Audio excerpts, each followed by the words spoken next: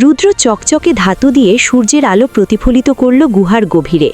নীরা ঝর্ণার জল পাথরের নালায় বইয়ে দিল স্ফটিকের ওপর। আলো আর জল একসাথে ছোঁয়া মাত্র এক প্রচণ্ড গর্জন শোনা গেল। লাল স্ফটিক সোনালি হয়ে জ্বলে উঠল। শহরের নিভে যাওয়া আলোর রেখা আবার জ্বলে উঠল। শুকিয়ে যাওয়া গাছগুলোতে নতুন পাতা গজালো। অগ্নিনগরের মানুষ হাঁটু গেড়ে বসে পড়ল আনন্দে।